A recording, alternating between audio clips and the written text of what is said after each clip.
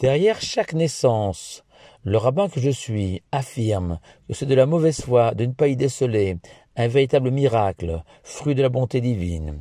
Et ceux qui espèrent comprendre comment, scientifiquement parlant, un embryon, même pas visible à l'œil nu, va se développer et devenir 9 mois plus tard un bébé doté de toutes les fonctions d'un adulte, et ce sans aucune intervention humaine, seront déçus. Mes connaissances médicales sont très largement lacunaires. Néanmoins, le mystère lié à la naissance que je voudrais élucider est celui présenté par notre paracha de Tazria Metzora, qui nous enseigne qu'une femme qui vient d'accoucher d'un bébé devient impure 1 semaine si c'est un garçon, et 14 jours, 2 semaines si c'est une fille. Incroyable. Voilà qu'au lieu d'être couverte de fleurs pour avoir porté durant 9 mois un bébé et supporté toutes les incommodités de la grossesse et d'avoir accouché, épreuve délicate et douloureuse, en guise de récompense, la Torah la déclare impure, contrainte notamment de se séparer de son mari. Premier mystère. Et deuxième énigme, pourquoi ces différences de durée de l'impureté entre un garçon et une fille? Comme souvent, Maïmonide nous invite à avoir confiance en Dieu et en ses lois. Et le Rambam écrit en conclusion des lois du mikvé, du bain rituel, que les règles de pureté et d'impureté relèvent du domaine du chok, de ces lois irrationnelles que le cerveau humain ne peut maîtriser. Mais cela n'empêche pas les autres sages de tenter d'offrir des explications logiques. Ainsi, le Mitrat Rinour, ouvrage du Moyen-Âge, explique que cette impureté de la femme qui vient d'accoucher vient en fait la protéger, permettre à cette femme qui juste après une naissance a besoin naturellement de se reposer, de soigner son corps souvent meurtri par l'accouchement et la grossesse, entamer une reconstruction physique et mentale, et ce sans être obligée de se soucier de son pouvoir de séduction, cet éternel regard inquisiteur que portent les hommes sur les femmes. Pour toutes ces raisons, la Torah dit stop, à l'image d'une femme ayant ses menstruations, que l'Éternel, à nouveau, à l'instar du monde moderne, lui reconnaît le droit de se protéger des assauts fougueux de son mari et respecte les lois de la nature féminine. Et la Torah aurait dû accorder 14 jours d'impureté, de repos à toutes les femmes qui viennent d'accoucher.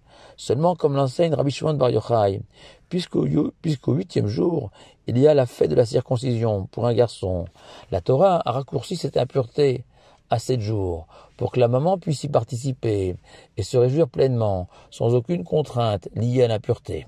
Dans le même esprit, Rabbi Shimshon Raphaël Hirsch perçoit lui aussi, dans ces jours d'impureté, un droit accordé à la femme accouchée, une opportunité pour la femme de se ressourcer.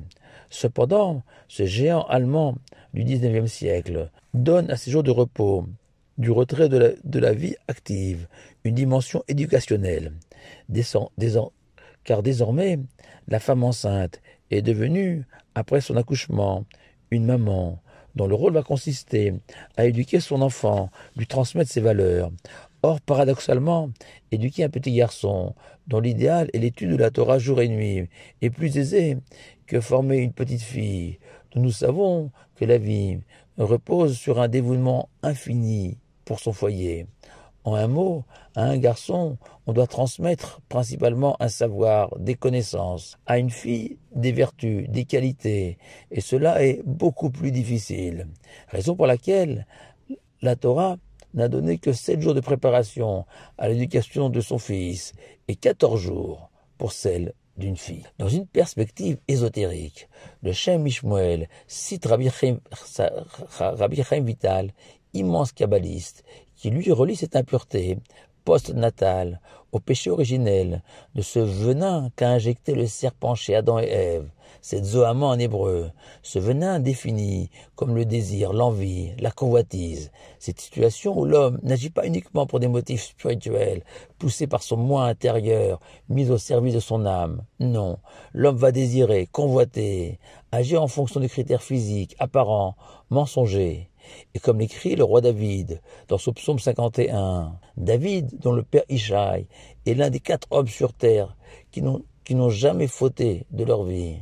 Eh bien, même moi, écrit David, j'ai été conçu dans la faute, même infinitésimale pour moi, dans le sens qu'indubitablement, mon père a aimé ma mère, pas uniquement pour ce qu'elle était, mais aussi pour ce qu'elle paraissait être. Dès lors, chaque naissance, même celle des plus grands justes de la terre, est liée à une faute, synonyme d'impureté, de mise à l'écart, et ceci pour évacuer, expurger à chaque naissance un peu de ce venin injecté par le serpent. Et selon cette explication du Shem Ishmuel, la différence entre un petit garçon et une petite fille se justifie par la part plus importante dans le péché originel de Ève, Chava, qui a été l'initiatrice de la faute, alors qu'Adam s'est contenté de l'imiter. J'ai réservé, selon moi, la plus belle des explications pour la fin, celle qui consiste à voir dans la pureté la marque d'un vide,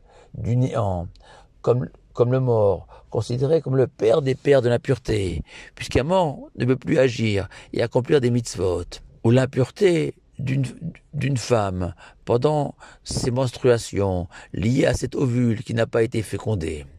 Et selon cette perception de l'impureté, au moment où la femme accouche et donne naissance à un bébé, et même si c'est pour donner la vie, cette femme a un peu perdu d'elle-même. Le bébé qu'elle portait matin et soir, qu'elle pouvait toucher, ressentir les battements de son petit cœur, alors que désormais son corps est vide, d'un somptueux arrondi, son ventre est devenu un simple amas de chair sans muscles. Et pour l'accompagner dans ce traumatisme lié à l'accouchement, à cette sensation de vide, la Torah a déclaré que cette femme qui vient d'accoucher est impure. Et si vous me demandez, selon cette dernière explication, comment justifier la différence entre un garçon et une fille? Point d'orgue peut-être de ces paroles de Torah. Réponse, car une petite fille, même bébé, deviendra une femme qui donnera la vie comme sa maman. Et l'identification entre une mère et sa fille est beaucoup plus forte que celle entre une mère et son fils. Et le vide ressenti par la mère est donc plus grand pour une fille que pour un garçon, ce qui justifie les 7 et 14 jours d'impureté. Mais rassurez-vous, ces règles d'impureté sont amenées à disparaître, car le Talmud enseigne qu'à l'époque messianique, débarrassées de toutes les fautes et impuretés, les femmes enfanteront tous les jours et vivront ainsi quotidiennement la plus belle et la plus enrichissante des expériences de l'existence, donner la vie. Shabbat shalom à vous tous.